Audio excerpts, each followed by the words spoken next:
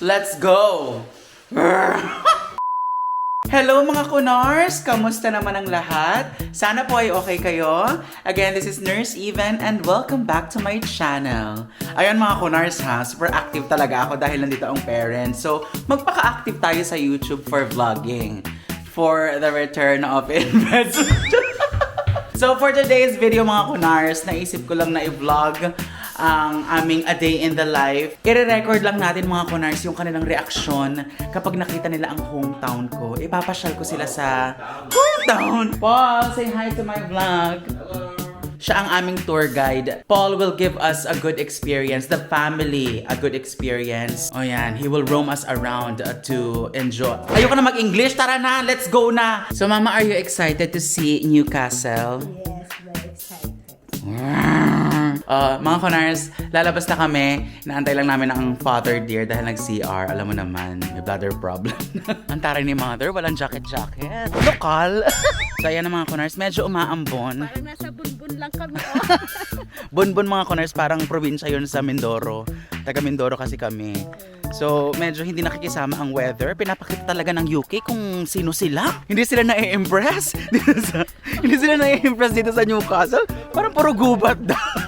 Ito ang kagandahan sa UK na pe-preserve nila yung countryside. Sa atin kasi, Diyos ko Lord, kaya binabaha. May makita lang na lupain, gagawing subdivision. O dito.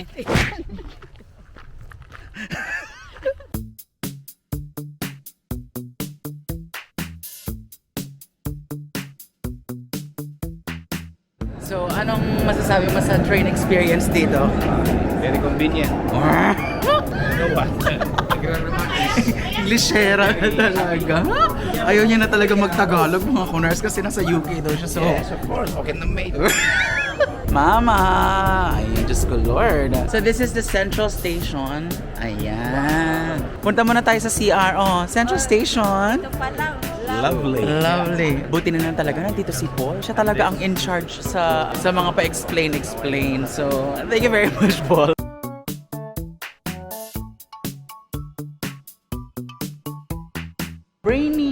Brainy. My father is very brainy. So, nandito na kami mga kunars sa city center. Oh, ayan na. This is the city center, mother. Picturean ko kayo. Hindi ka nagpa-picture dun sa train. Mamaya na pagbalik. Priority ang picture. Picture or it didn't happen. Can you say it again? The history of Newcastle. So Joseph Wilson Swan invented the electric light bulb, and he lived in Gateshead and worked in Newcastle, and he invented the electric light bulb. And this street here, Mosley Street, was the first street in the world lit with electricity. Oh, so without Newcastle, We wouldn't have electric light bulbs or steam trains, because steam trains were invented here as well by Robert and George Stevens. oh, sorry! Ang galing ng tour guide namin. So, nung nag-explain si Paul about sa history ng Newcastle, tango-tango lang si Father kasi alam naman na niya. Kada picture, ipopost sa Facebook agad-agad. Siyempre. Para ma-inspire sila na magkaroon ng anak na nurse even. Wow! Sinwerte lang. You always put your feet on the ground. So, ayan mga kunars, andito na kami sa Newcastle Castle. Ayan, oh. Taray! Kunwari, sweet! Away mamaya. Mag-aaway naman mamaya. Tsara! Jonathan, Dito, we're getting married next Saturday. That's the party. that's Burma. the party next Saturday. syempre, alindog program tayo.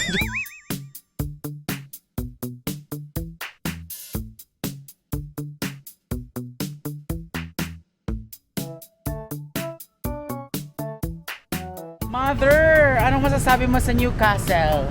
Oh, parang gusto ko na magpaiwan dito. Oh. Mag-TNT ka na dito. Pagbalik ko. Mag-TNT na. Magpipicture muna kami dun sa bridge and then kakain kami. And then, pupunta naman kami dun sa pinaka-town para pag-shopping ko sila. Siyempre, Diyos ko, papaldo tayo sa views na to. So there's 7 bridges that cross the Tyne, which is contemporary art spaces in Europe. In fairness, ngayon ko lang nalalaman to mga to, ha? Really? Yes. I've been here for like almost 6 years, but I don't know any of those. You don't roam around. Thanks for the detailed information about the bridges and 7 bridges. 7 bridges and the 7 dwarfs. Lovers in Newcastle. Oh, kiss ulit. Plastic for the... For the monetization. Naiwan kasi yung chicks niya sa Pilipinas. Shout out kay Madam Matet Ancheta. Oo. Tsaka kay Dr. Ed Mendoza dali. Tsaka kay Doc Chito. Kay Chito. Hello. Mas importante sa kanya ang shoutout kasi ang pasyal. O dati sa Singapore lang ako naglalakad. Ngayon nasa UK na ako naglalakad. Sobrang kayabangan. Si Papa, sobrang agraraman. Di, kunwari pupunta kami sa isang sa isang tourist attraction. Iko-compare niya sa tourist attraction ng Pilipinas. Kunwari, parang Guadalupe Bridge lang pala. Session road lang. Nandito kami ngayon mga kunar sa Dean Street. Sabi niya, ay parang Session Road ng Baguio. Ang daming comparison. Sobrang agraraman. Pagod na, hinihingal na. Ang yabang magbakasyon pero one Grabe mga kunars, tignan nyo, iika-ika na. Short distance, DOB ka agad. Oh. Ang layo ng nilakad mo. Eh, nandiyan kasi parang Rudy. Oh.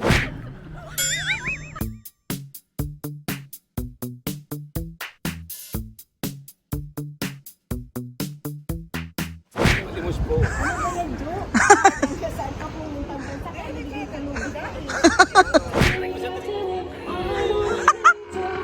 So far naman, na-achieve namin ang aming plano today. Naikot namin ang Quayside, itong Gray Street, yung Dean Street, tapos ngayon mag-ano kami, window shopping. Window shopping lang kasi zero budget. Bilhan natin ng Gucci sila mother. Nasuot ko na nga yung binili mo, Oh. Baka naman iuwi mo pa yan ng Pilipinas. Wala mga konars, knockout na. Hindi na kaya ng powers ng father. Ako kaya ko pa. Si mama game na game pa eh. Si papa uwi na daw. Mission failed na kasi hindi na kaya ni papa. So half pa lang ng Newcastle yung napapasyal namin. So siguro tomorrow na lang ulit. O siya, sige na mga konars, uwi muna kami at ipapahinga ko muna tong parents at gine-jetlag pa nga. Ano na pa? Ba't pagod ka na agad? Wala, hindi nag-workout yung pag-gym ko. Kulang sa vitamins. O siya mga konars, sayang pa naman o biglang umaraw. Biglang ganda ng weather tapos uuwi na. Earl Grey tea. No. It's a blend of tea called Earl Grey. El Grey. Earl Grey is a kind of tea. And this statue is Earl Grey. He was Prime Minister of England, but the Chinese blended Earl Grey and they named it after the Prime Minister of England. So we have Earl Grey tea, and that statue is Earl Grey. Ang dami naming natututunan kay Paul. Game na game pa daw ang mother. Si Papa kasi for the picture lang. For the post, for the Facebook. Tapos, pag na-post na, uwi na. For the yabang. Knockout na. Magbabay na kayo sa mga kunars. Knockout na sila. Pagod na. Oh, hindi. O sige na, magbabay na kayo. Bye! So ayan mga kunars, nakauwi na po kami ng bahay. Feeling ko naman na-achieve namin partly yung day 1 ng pamamasyal nila dito sa Newcastle. May mga ibang parts lang kami ng city na hindi na puntahan kasi nga pagod na nga ang parents. Si mama kaya pa eh. So pahinga na kami buong hapon. And then bukas na lang po siguro ulit. And then kung kaya pa ng powers mag-vlog, edi mag-vlog. Araw-arawin natin mag-vlog para paldong-paldos ko na. Tapusin na natin to. Thank you very much po sa pagsama sa aming mamasyal. Say hi to my vlog and say bye to my vlog. Bye and bye. O siya mga konars. Jug. Bye! Pretty check and roar! Mwah!